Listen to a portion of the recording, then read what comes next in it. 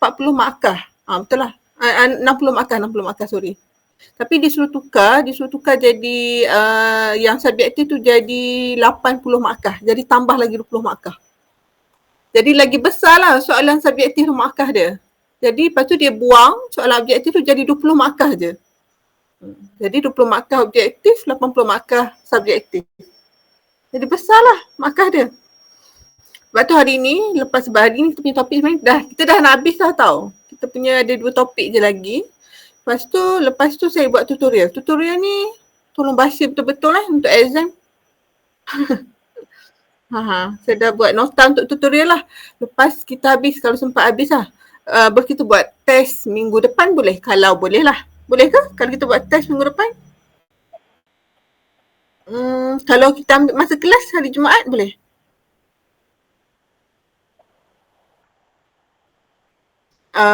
Taklah kot sebab saya nak buat soalan macam subjektif objektif, subjektif macam essay macam tu. Sebab saya nak sambil awak buat tu sambil awak study. Tapi tolong ingatlah jawapan yang awak tulis tu. So saya tak bagi masa sejam macam tu lah. Sebab sebab tapi tujuan utama saya buat macam tu adalah nak suruh awak study dan ingat jawapan tu untuk exam final . Kalau Jumaat boleh kan?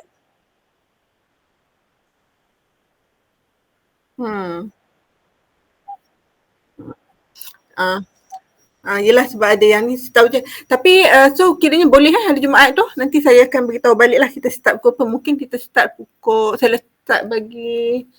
mungkin saya start bagi soalan tu pukul 9 ke. Dan mungkin pulangkan kat saya sebab saya tahu bulan puasa.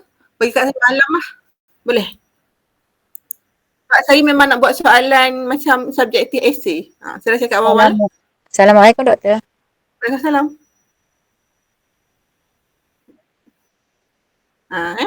Yang lain okey ke? Sebab saya risau. Sebab saya risau untuk final.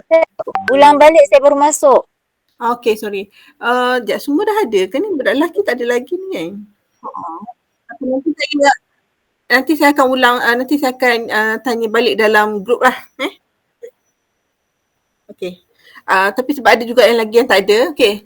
Saya just bagi tahu hari ni kita akan habiskan semua topik kita. Ada 2 topik je, tak banyak pun. Dan lepas kalau sempat memang sempat pun saya plan untuk buat tutorial. Tutorial ni sangat penting . Tutorial ni untuk awak study untuk final exam nanti sebab kalau nak baca full nota daripada minggu pertama sampai akhir tu saya rasa terlalu banyak awak nak baca kan. Nak ingat semua. Yes, saya tahu. Okay. So saya buat satu nota tutorial yang tu memang wajib baca. Semua orang wajib baca untuk exam final. Yang tu memang wajib baca. And then tolong ingat dalam nota tutorial tu ada topik yang untuk soalan essay lah. Maksudnya essay yang subjektif. Memang ada kat situ. So tolong baca betul-betul lah. Yang tu satu. Okay, lagi satu. Lepas hari ni kita dah habis benda tu. Saya ingat kita punya next week, hari Jumaat tu, saya ingat saya nak buat test. Tapi jangan gelabah. Okay, kita punya test hari Jumaat tu saya bagi macam panjang sebab saya plan saya nak buat soalan panjang. Maksudnya soalan macam soalan ala-ala final exam. Maksudnya soalan subjektif dengan soalan essay lah maksudnya. So mungkin saya akan bagi soalan tu pukul 9 pagi atau pukul 10 pagi. Pulangkan kat saya balik pukul malam nak tarawih ke? Kalau saya bagi pukul 10. Kalau 10 pagi, 10 malam. Saya bagi 10 pagi, 10 malam pulangkan kat saya. Boleh ke? 12 tahun Okeylah, pukul 12.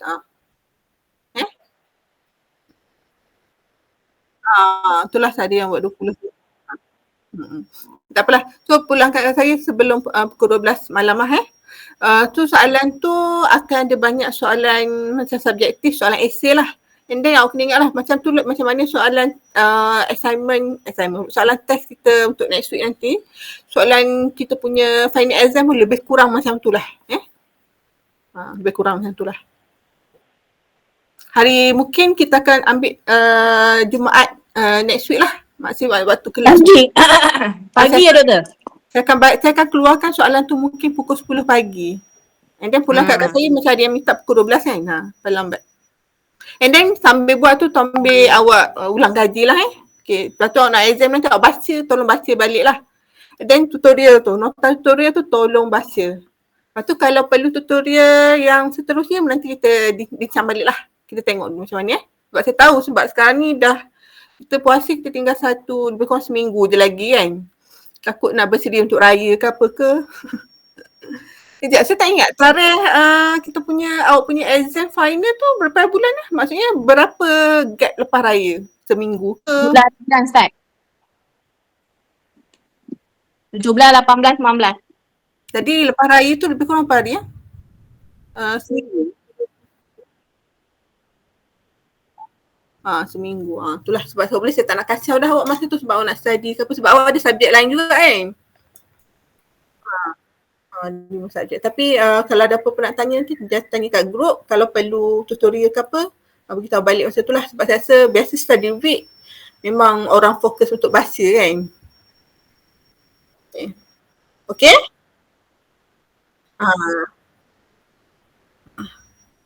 So okay, memang dah nak habis dah topik kita ni untuk punya exam lah. Tapi saya akan ulang balik apa yang saya cakap ni dekat grup nanti sebab ada yang tak ada juga ni. Ketua kelas tak ada ni. And then kita punya topik ni sikit je, tapi fokus saya hari ni memang saya nak fokus pada tutorial lah. And then saya beritahu awal lah. Kita punya topik yang hari ni pasal interaksi dadah dengan aspek perundangan. Sebenarnya aspek perundangan tu saya dah sentuh sikit sebelum ni hari tu dan tak banyak sangat pun sebab yang kalau yang memang ahli farmasi, yes dia kena belajar banyak lah benda tu. Macam ni kita tak perlu tahu terlalu mendalam sangat, so sikit je. And then, okay, dua topik ni tak masuk untuk awak punya final. Tapi sebab kita punya interaksi dadah tu dia sebenarnya di topik tu lebih masuk dalam subjek farmakologi sebenarnya. Sebenarnya adakah dah ada belajar sebelum ni dalam farmakologi? Ada sikit. So saya kita punya topik tu tak ni sangat lah. Tadi ada yang siapa yang nak bercakap tadi? Siapa? Nak tanya apa?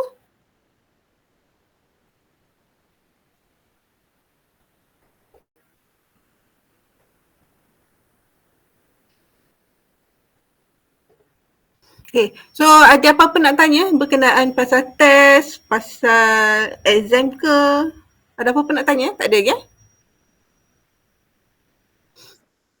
Okay. Doktor, kalau nak minta Kak Sheila, doktor nak minta kalau lah boleh tutorial tu, doktor beritahu yang mana objektif, yang mana soalan subjektif, maknanya topik lah yang keluar, boleh? Okay. Okay, macam saya cakap tadi, saya punya nota dalam tutorial tu memang semua topik untuk exam. Semua. Saya rasa tak perlu risau sangat pasal objektif sebab objektif saya rasa tak susah pun. Jadi saya lagi risau subjektif dengan essay sebenarnya saya risau. Sebab kita boleh baca, memang semua orang boleh baca, tapi sebab untuk jawab essay subjektif kita kena ingat. Tapi nanti saya tekankan lah, tapi mostly kebanyakan dalam nota tutorial tu memang fokus kepada subjektif dengan essay lah. Sebab objektif hanya ada 20 soalan saja. So 80 markah tu dalam essay dengan subjektif. Okay. So nanti saya akan ulang balik apa yang saya cakap ni dalam grup sebab ada beberapa yang tak ada dalam ni. Okay, Anwar. Tadi saya ada cakap pasal Assalamualaikum. Okay, saya cakap je. Okay, tadi saya ada cakap pasal exam. Untuk exam, nanti kita ada tutorial. Kita ada tutorial. Lepas kita habis punya topik ni ada tutorial. Tutorial tu sangat penting. So sebenarnya tutorial tu saya dah gabungkan semua nota daripada minggu pertama sampai sekarang yang mana penting, saya cakap penting sebab topik tu masuk untuk final exam. So untuk study week nanti ke bahasa nak study untuk farmakologi, tolong study nota tutorial tu. And then minggu depan kita ada test, mungkin kita akan buat hari Jumaat juga, masa yang sama, mungkin saya akan bagi soalan pukul 10 pagi. Soalan tutorial, soalan test tu banyak soalan subjektif dengan essay lah, sebab saya nak kita untuk untuk familiarkan macam mana dengan soalan final exam. So pulangkan kat saya belum pukul 12 malam tu lah, sebab bulan puasa kan, satu, and then soalan-soalan panjang. Pulangkan sebelum pukul 12 malam tu lah. And then soalan tu tolong sambil awak jawab, sambil awak study, sambil awak ingat jugalah. Macam soalan essay, soalan untuk final exam mungkin macam tu jugalah. Okay, kalau macam tu kita start kita punya nota hari ni lah. Okay? Okay, suara saya clear? Alright. Ya. Okay, so topik kita hari ni pasal interaksi dadah. Okay, sebenarnya topik ni masuk dalam topik farmakologi. Tapi sebab kita ada juga topik ni sebab farmakologi kita pasal ubat. So ubat tu kita nak kita nak ubat tu, kita nak cadangkan ubat tu sebagai ubat penyembuh penyakit satu, mungkin sebagai suplemen ke apa ke. So kita kena tengok pasal interaksi dia, sebab bila kita dah masuk badan kita, dia mungkin ada interaksi dengan sel-sel badan kita ke, kita nak tahu benda tu lah. Tapi dia ni sangat ringkas je topik ni, sebab saya rasa tak perlu terlalu mendalam sebab topik ni sangat farmakologi. So sebenarnya awak belajar dalam farmakologi. Okay, so macam mana interaksi dadah tu berkait dengan farmakologi, sebab daripada tumbuhan herbal ke ataupun sumber tumbuhan ke, atau sebab farmakologi ni dia bukan hanya tumbuhan saja kan, dia mungkin daripada sumber haiwan, mineral, fungus, bakteria, semua ni lah. So daripada sumber-sumber tu kita akan ekstrak dan kita akan ambil sebahtian bioaktif dia. Daripada situlah kita akan beberapa ujian, kita ekstrak, isolasi kita belajar hari tu. Daripada situlah kita akan bangunkan dia sebagai ubatan herbal ke, ubat apa-apa ke. So daripada situ barulah kita akan, lepas dah jadi ubat, jadi formulasi ubat, lepas tu barulah kita akan uji dia. Maknanya kita uji pada haiwan. Biasanya kita akan uji pada haiwan dululah. Kita akan uji pada haiwan, and then dia ada ujian fizikal dia, nak tengok bioavailability dia, farmakokinetik dia ada ujian macam tu. Lepas tu barulah dia ada masuk pada ujian klinikal, dan kalau kesan dia positif dan semua, barulah dia boleh dibangunkan, dibangunkan sebagai ubatan yang ni lah. Dia ada langkah-langkah dia lah. So drug interaction, inilah interaksi dadah. Interaksi dadah ni melibatkan farmakokinetik dengan farmakodinamik yang kita belajar itulah. So interaksi dadah ni mungkin dia boleh berinteraksi melalui mungkin dadah dengan dadah tu sendiri. Contoh ada dua ubat lah maksudnya. Contohnya paracetamol dengan vitamin C, contoh kita makan. So mungkin dia ada interaksi antara dadah dengan dadah kita panggil. Atau mungkin juga ubat yang kita makan tu dia berinteraksi dengan makanan yang kita makan sebab kita kan kita makan kan. So mungkin dia berinteraksi dengan makanan, food. Atau mungkin juga ada orang yang sentiasa makan suplemen macam vitamin C ke, osteomastric ke kan, kalsium ke, contoh-contoh suplemen lah. Mungkin ubat yang dia makan tu dia berinteraksi dengan suplemen dia. Dan mungkin juga orang yang ada masalah kesihatan lah, contohnya mungkin dia ada darah tinggi ke, kencing manis ke, sakit jantung ke apa ke, mungkin ubat tu berinteraksi dengan keadaan perubatan dia tu lah. Dan kemungkinan kesan yang berlaku mungkin dia boleh menurunkan ataupun dia decrease, dia akan menurunkan kesan ubat yang kita makan tu. Mungkin juga kesan dia akan meningkatkan ubat yang kita makan tu, meningkatkan kesan ubat yang kita makan tu. Ataupun mungkin dia ada kesan sampingan lain, maksudnya kesan yang tak bagus lah. Adverse effect ni maksudnya kesan sampingan yang tak bagus lah maksudnya. So inilah kita panggil sebagai interaksi dadah.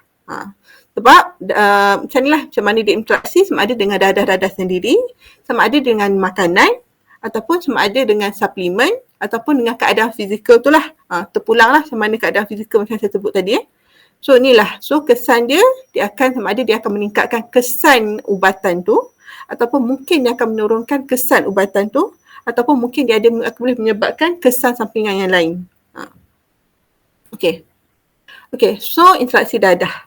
Interaksi dadah adalah di antara dadah dan beberapa bahan seperti dadah lain ataupun dadah dengan dadah lah, atau sesetengah jenis makanan yang membawa kepada interaksi yang boleh menyebabkan peningkatan atau penurunan kekesanan atau kesan sampingan buruk dadah. So ni adalah definisi dia lah, maksud interaksi dadah macam yang saya terang tadi. So ni maksud penuh dia macam ni lah. Okay, so so macam saya cakap tadi, interaksi dadah ni dia boleh berinteraksi dengan farmakokinetik dan farmakodinamik. Kenapa farmakokinetik? Sebab farmakokinetik yang kita belajar hari tu, farmakokinetik ni adalah macam mana ubat tu masuk dalam badan kita kan. Okay, so macam mana dia masuk dalam badan kita? Mula-mula dia ADME, kalau ingat kita punya kelas tu ADME. Okay, mula-mula dia masuk, dia akan diserap. Dia akan diserap dulu dalam badan kita. Lepas tu barulah dia akan distribusi. Distribusi maksudnya dia akan disebarkan dalam badan kita. Lepas tu barulah dia akan dimetabolismakan. Okay. Maksudnya dimetabolismakan ni maksudnya dia akan beri kesan yang kita nak tu lah. Okay. Contoh kita makan paracetamol. So kita nak kesan dia suhu badan kita menurun. So lepas dimetabolisme ni, masa ni lah dia akan bagi kesan yang kita nak tu. Okay. Lepas dah dia bagi kesan yang kita nak tu, barulah dia akan dibuang ubat. Apa-apa ubat yang masuk dalam badan kita, dia akan masuk, dia akan diserap, dia akan disebarkan, dia akan dimetabolisme, akhir sekali dia akan dibuang. Maksudnya, ubat yang masuk dalam badan kita, contoh 100% kita letak. Mungkin diserap, mungkin kita kata dia serap 60%. Lepas tu disebarkan, mungkin dia disebarkan dalam 50%. Mungkin dimetabolismakan dalam 45%.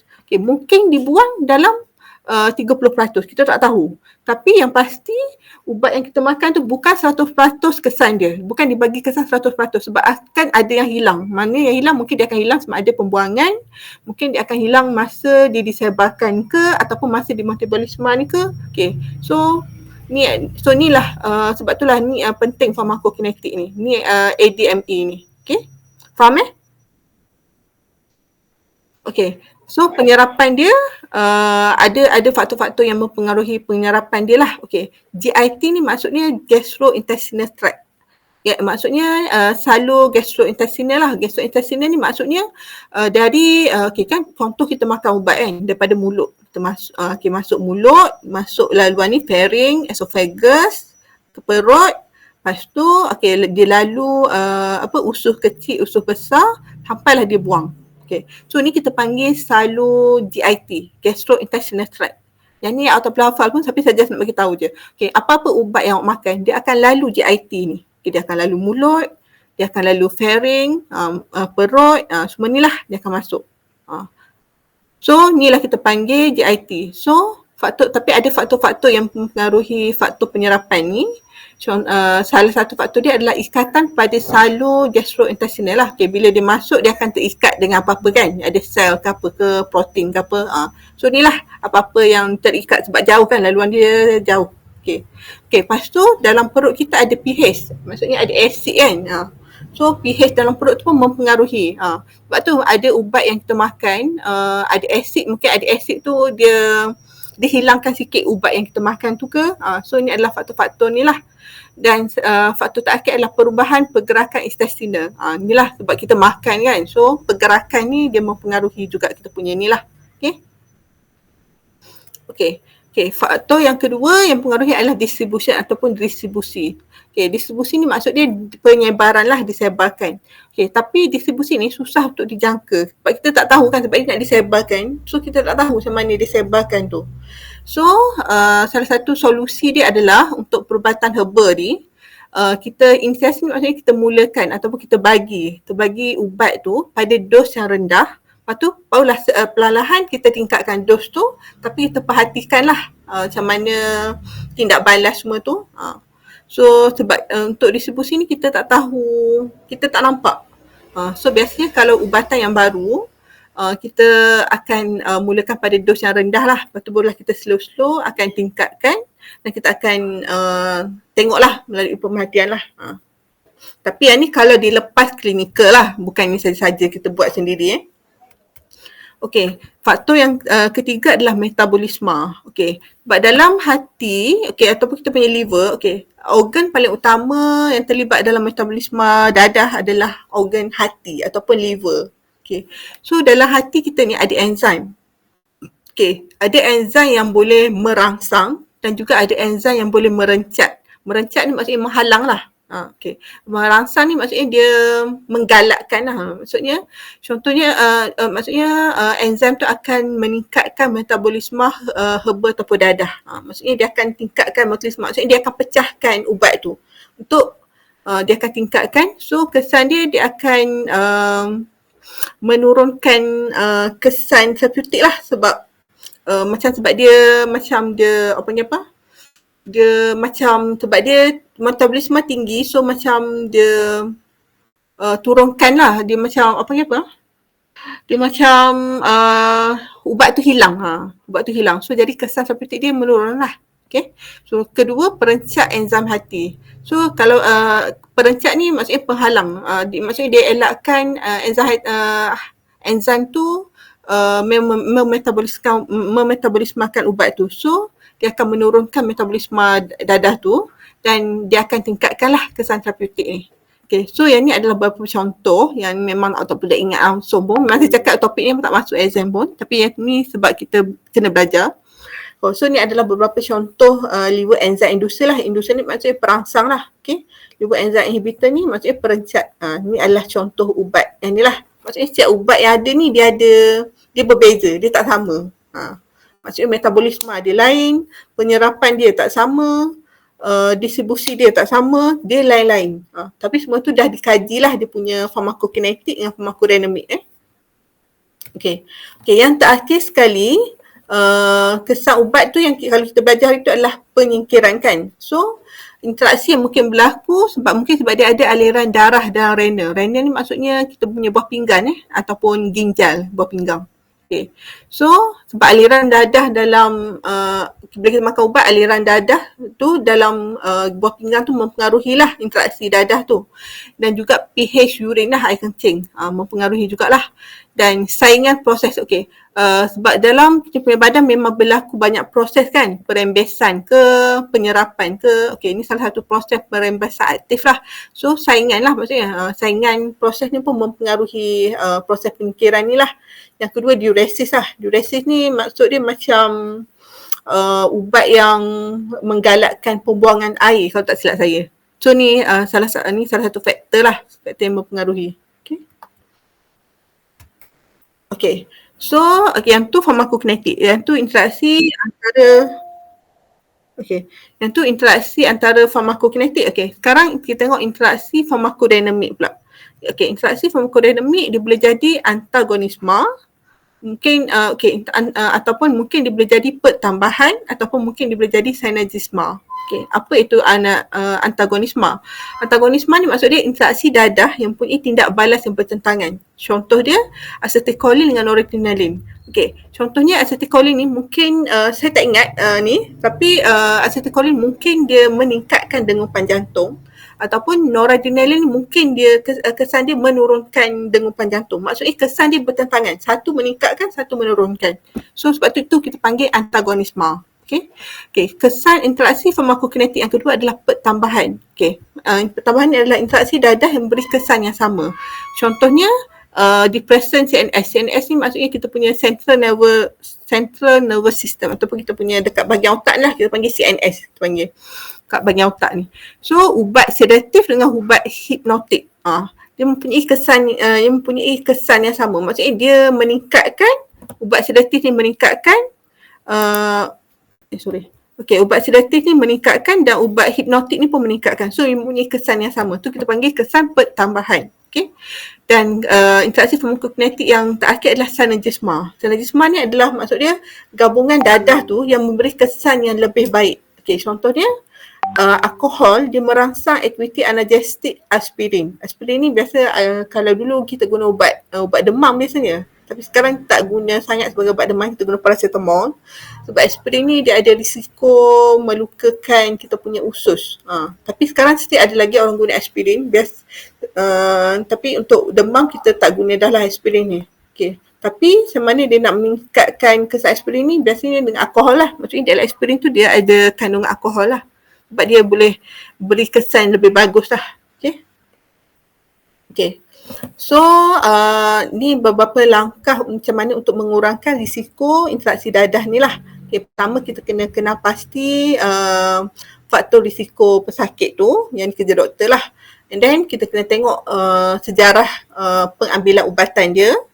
And then kita kena tahu kesan yang dadah yang telah digunakan, kita kena ambil tahulah. Doktor akan ambil tahu semua tu lah.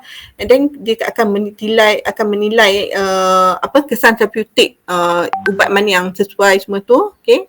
And then dia akan ubat ni maksudnya hindarlah, jauhkan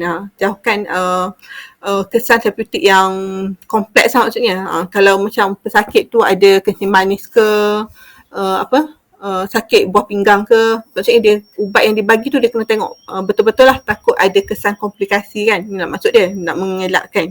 Okay. And then dia kena educate, maksudnya dia kena bercerita lah, kena beritahu pesakit tu macam mana. And then akhir sekali dia kena monitor ni, maksudnya monitor maksudnya kena dalam pemerhatian lah. Okay, tu je untuk interaksi dadah tu je. Sebab saya tak rasa awak perlu tahu lebih banyak sebab awak dah belajar dekat farmakologi. So yang berkait dengan farmakologi yang paling penting tu je yang saya rasa. Okay ke?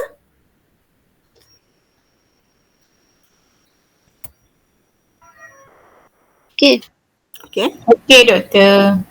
Okay, kalau okay kita masuk topik yang kedua. Topik yang kedua yang ni aspek perundangan dadah. Okay. Yang ni yang risau, yang atas pun yang risau. Sebab saya dah cakap dua topik ni tak masuk, tapi untuk kita punya ilmu lah kan. Okay.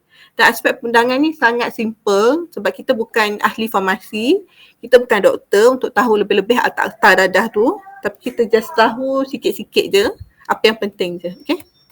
Okay, regulasi dadah mentah, penyediaan herba dan produk herba. Okey, regulasi produk herba di Malaysia ni adalah beberapa akta yang ada, iaitu regulasi kawalan dadah dan kosmetik.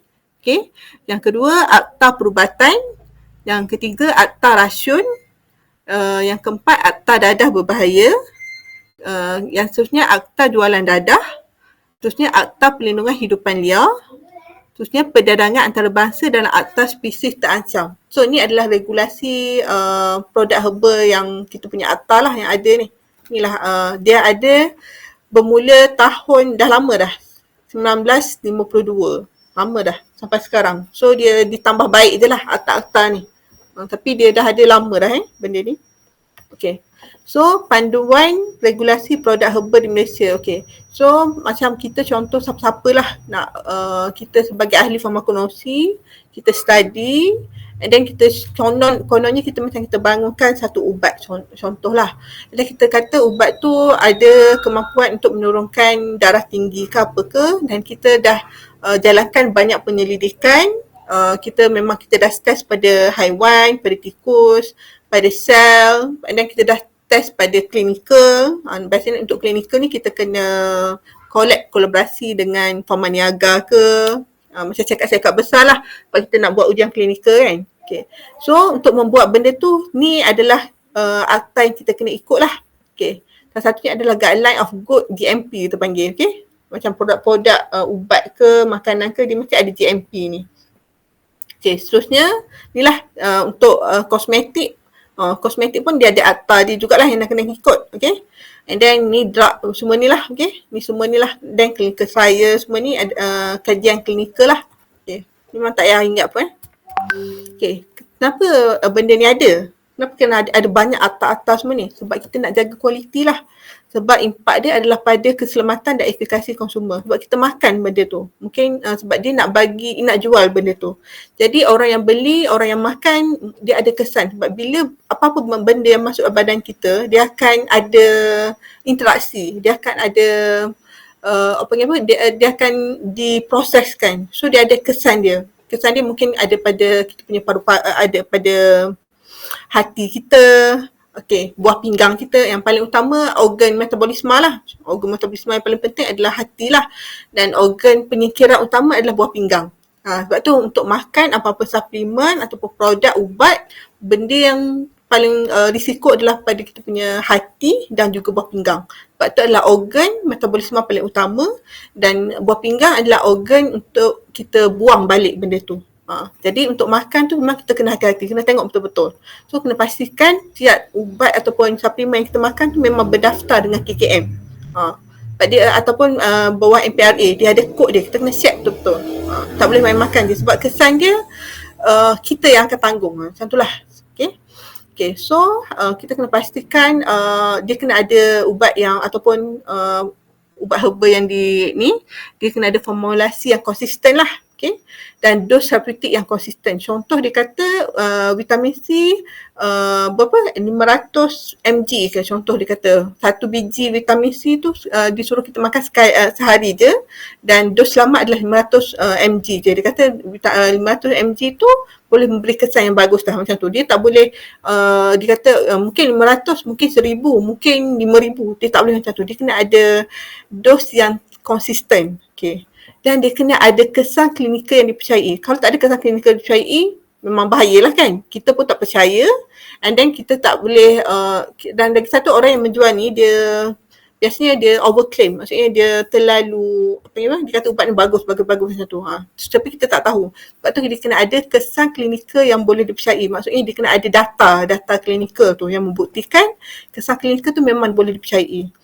And then lagi satu sebab dia nak jaga reputasi, jenama dan pengurusan kos lah. Okay, sebab itu kita tengok kalau dekat Guardian ke, dekat farmasi ke, ada banyak jenis-jenis vitamin, ubat-ubat, dia ada banyak jenama. Sebab itulah sebab dia nak jaga jenama dia lah kan. Contoh ada ubat yang memang ada isu, lepas tu bila viral, memang orang ban lah kan. Orang marah semua tu, so memang syarikat dia memang jatuh lah. Lepas tu dia kena nak jaga jenama dan pun juga pengurasan kos lah. Okay, kos ni memang masa mula-mula dia nak pasarkan ubat tu memang kos yang tinggi lah.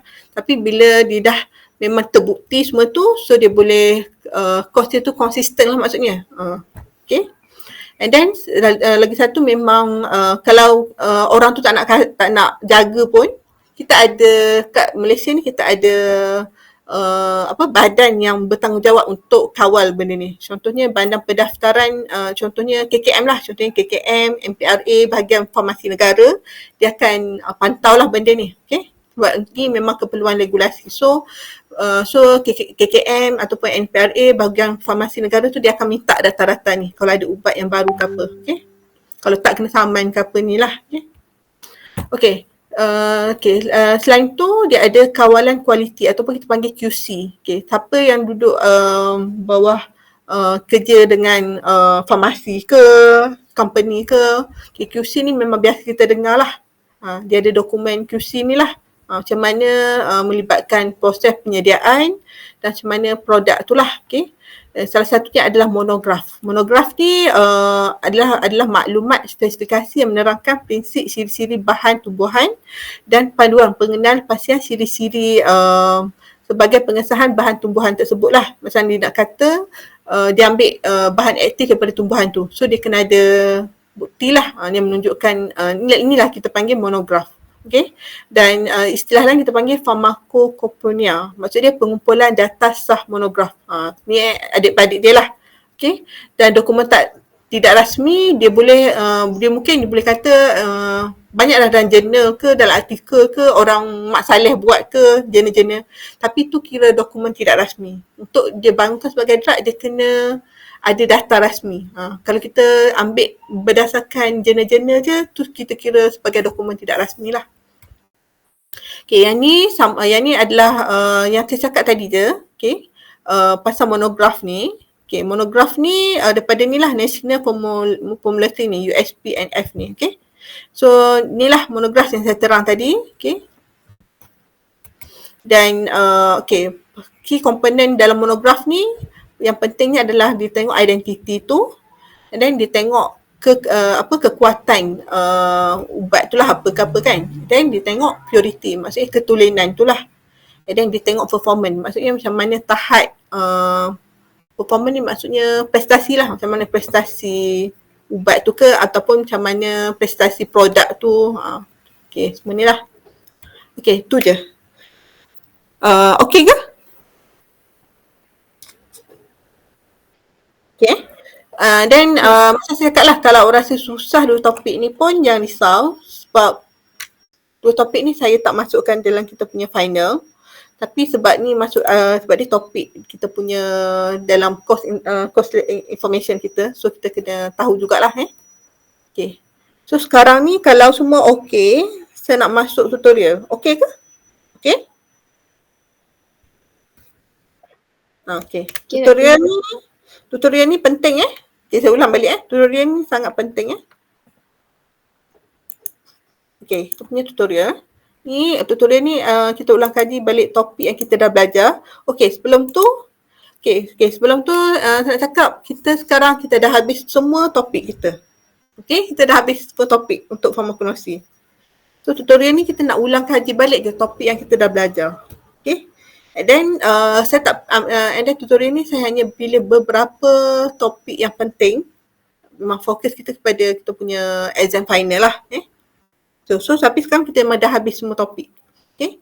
Assignment pun awak semua dah habis. Tinggal assignment yang ada dua kumpulan dah hantar assignment tu. Tinggal satu kumpulan je lagi yang belum hantar. Okay, lepas tu sekarang ni kita hanya tinggal test. And then exam je lah. Dah habis lah. Okay, so tutorial Okay, topik pertama kita belajar itu adalah Introduction to Pharmacognosy. Okay, pengenalan farmakognosy tu, of course lah awak kena tahu apa itu farmakognosy.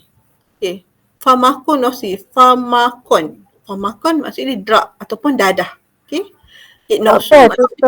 tutorial ni nanti share dalam group kat WhatsApp. Saya akan bagi, tapi tutorial ni saya tak akan upload dekat Google Classroom Nota untuk hari ni saya akan upload, tapi tutorial ni saya tak akan upload So tutorial ni tutorial hanya dekat group saja. Saya akan bagi dekat WhatsApp je. Okay. Farmakon ni daripada farmakon maksud dia drug ataupun dadah lah. Gignoso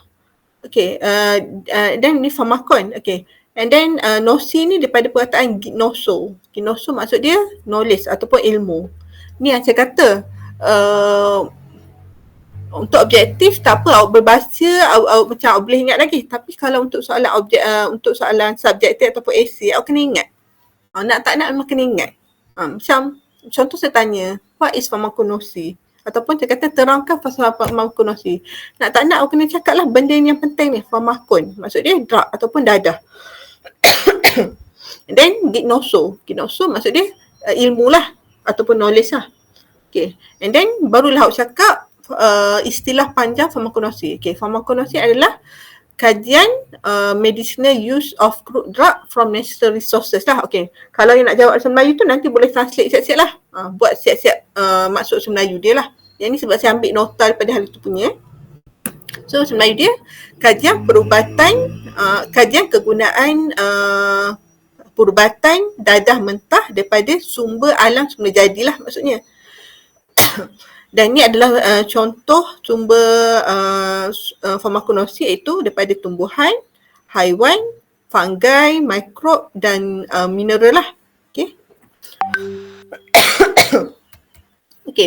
So apa tugas farmakognosy? Tugas dia adalah untuk yang ni tak masuk. Yang ni saya cakap lah semacam Puan Sheila tadi kan, suruh tekankan mana objektif, mana subjektif. Yang ni bukan soalan subjektif, bukan soalan esei. Tapi yang ni ada masuk dalam objektif lah. So tugas farmakognosy adalah dia untuk isolate ataupun isolasi bahan aktif lah. Dan untuk karakteriskan farmakologi dadah mentah tu lah.